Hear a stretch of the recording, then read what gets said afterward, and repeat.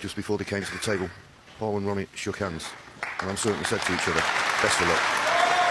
There's got to be a loser, but what a feast of snooker both players have entertained us with today. And it is today. Ronnie stole the honours this afternoon. And Paul, of course, has shown remarkable resilience to come back this evening. And there you are. Little smile from both players. As I say, there's got to be a winner. Who it will be, I wouldn't like to hazard a guess.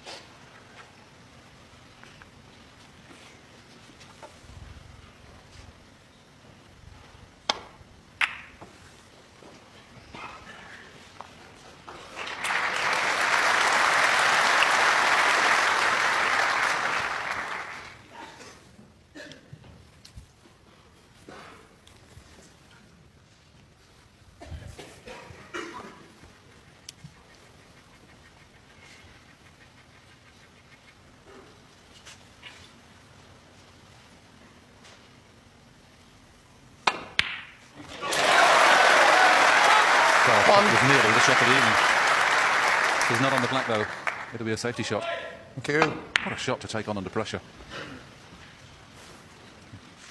You can see the yellow, but he's got to make this safety. He's losing in the safety battle at the moment this evening. He's got to put Paul under it. Oh, surely he's not trying to clip the black in. I nearly fell off my chair there.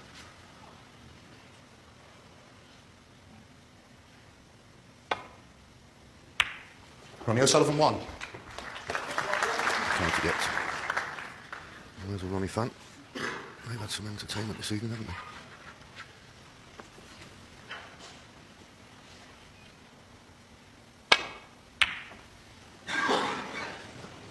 Well, much too thick. Much too thick. Left a chance for Ronnie. One of the few poor safety shots that Paul has played in the last few frames.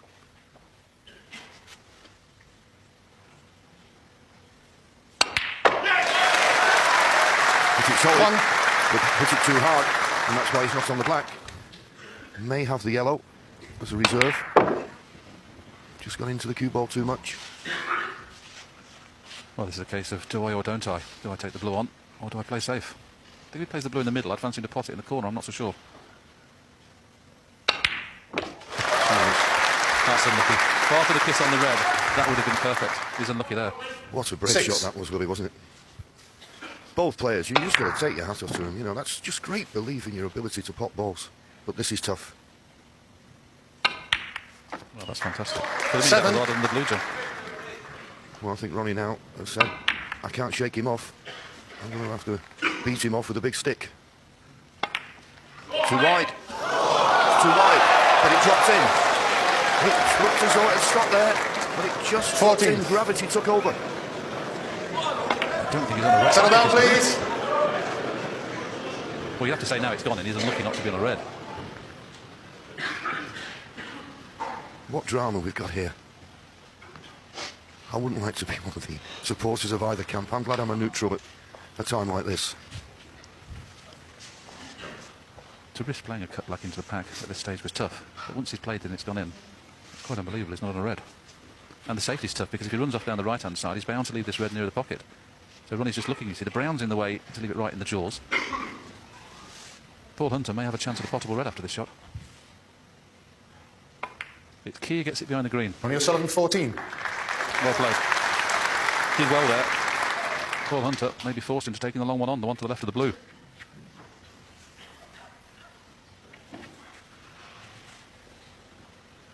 He's actually looking at the one to the left of the blue and trying to screw the cue ball back down towards the yellow. That would cover the red over the pocket with the blue, but this is one of those shots. If you hit it sweet, you can get it. If you don't, it makes you look foolish. Yeah, I think the cross double on the red near the left-hand cushion. He's just got to judge the weight of this. He could get behind the yellow. He needs a good length to find the baulk cushion. He needs a good length. The pink's going to help. The pink's going to help, and what a length he got with that safety. Magnificent. Oh, beautiful shot at first glance. I didn't think he could see that red enough to play that. He's played it lovely. This has got to be so thin.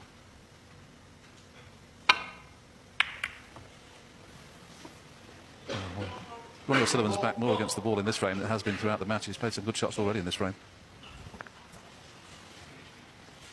Well, he can't get through to the red near the right corner. He's got a straight red. The red to the right of the blue.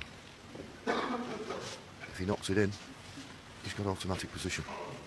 But the way the balls are spread, if he misses it, well, what would the cost be? Fantastic. One. Well, words can't describe some of the balls that this young man's potting. Under pressure. Remarkable. Yes, he even developed that into almost a shot to nothing. The fact that in potting it, he just screwed the cue ball back about 2 inches, just to Six. put the red in the middle with the blue. Yeah, but as you say, well, it's all right when they go in the pocket, but when they're a bit wide, then the cue ball Seven, runs yep. a little bit different. That was an unbelievable pot. Oh, I don't know. Well, I know that they're supporting. There's still a lot of work to do. This is the deciding frame in a major tournament, the Masters at Wembley. Paul Hunter has already won it twice. 12. Can he make it a hat-trick? And as we've already mentioned, John, twice 10-9. What a hat-trick that would be, 3 10-9s. I don't know his father Alan's got that much hair, because it must be hard work kind of watching his son keep winning 10-9 at the Masters. Where did he get all that barnet from?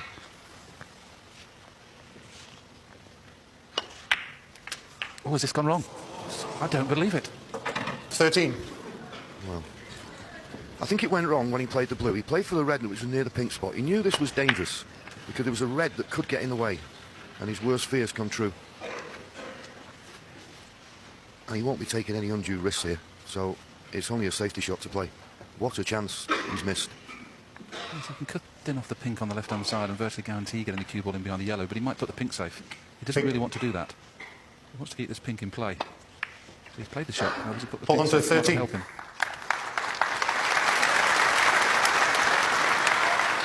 Both players have had a reasonable chance to score 40 or 50 points.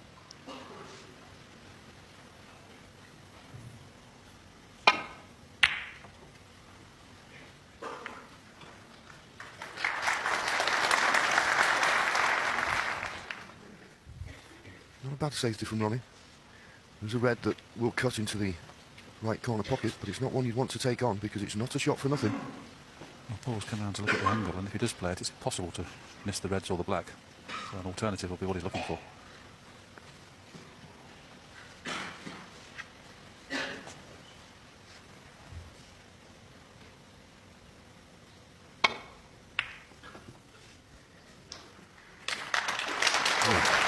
Another sensational safety shot. Boy, oh boy, is he producing... He's like Houdini at the moment. Well, this is sometimes when stats tell fibs. If Paul Hunter's not played different class safety to that, it's amazing, because to me he's outplayed one in the safety department. I'm saying that when he's played a cracker there. Yes, I think those stats will probably be all the match, of course. I think it's the last few frames where Paul's been asked so many questions and just keeps finding a safety shot from somewhere. He's found the pop from somewhere. Where's the cue ball going? Not One. in the pocket. And a chance of the yellow. Oh dear, this is a tough yellow, this cutback. If he avoids the kiss on the blue, he's going to be on the choice of red. He's got to miss that blue. He's missed it. And he's on choice of red. Could get 3 or 4 reds and colours here. 3.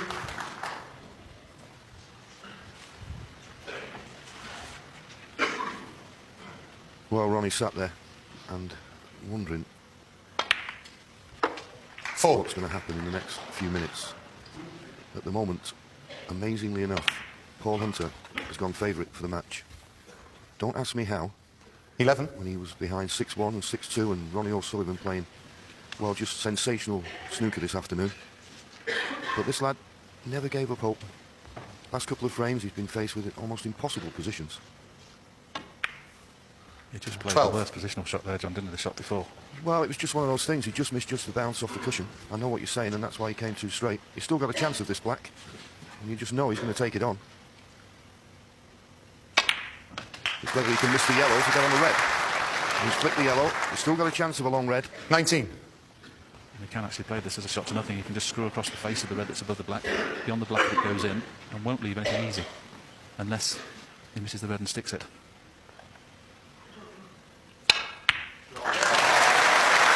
20. Great pot.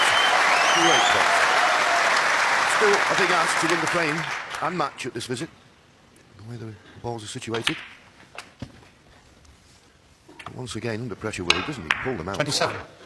He can play this red in such a way that he can leave the half ball black and 2 reds under his cue there. He'll be able to bring those into play off the next shot. 28. Too far. He may have to move the red out near the pink. Stop talking, please.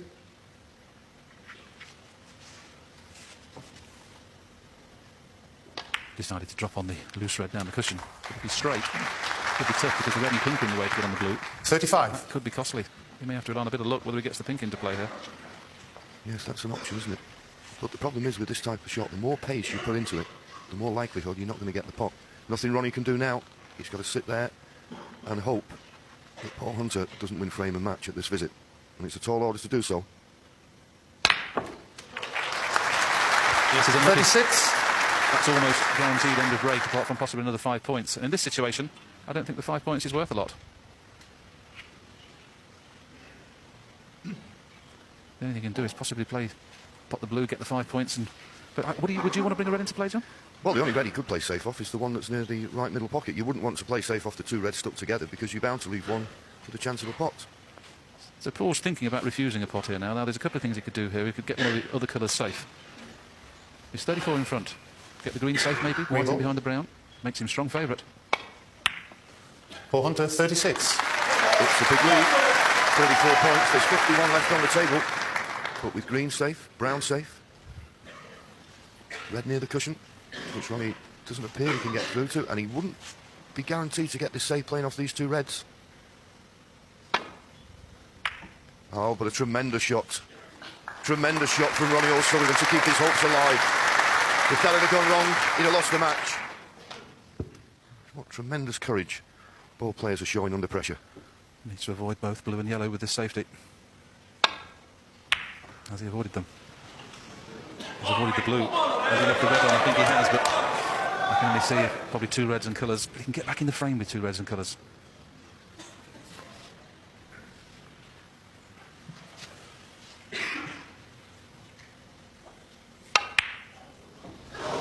Wide. And he's left it. He's left it. This is a match-winning chance now for Paul Hunter. Is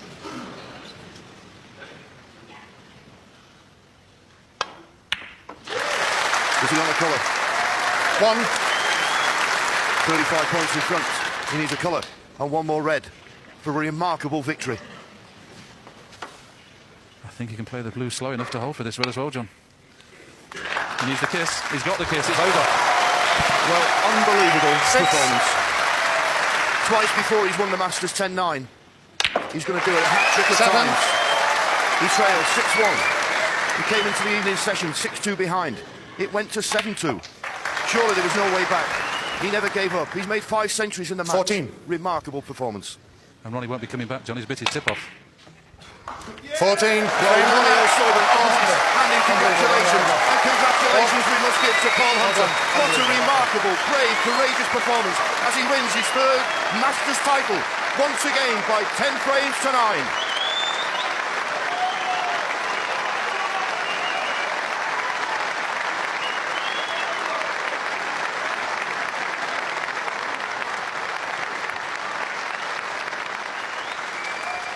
Ladies and gentlemen, will you welcome please the presentation party consisting of a director of World Snooker and former world champion himself, Joe Johnson, accompanied by the head of General Sport, BBC, Barbara Slater.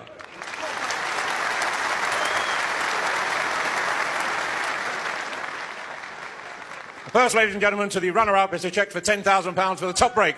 As a cheque for £50,000, our congratulations for a wonderful tournament goes to Ronnie O'Sullivan.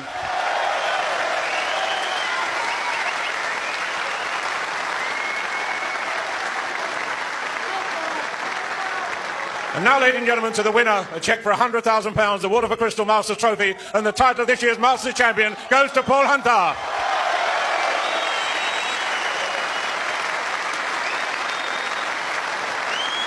Paul Hunter, ladies and gentlemen.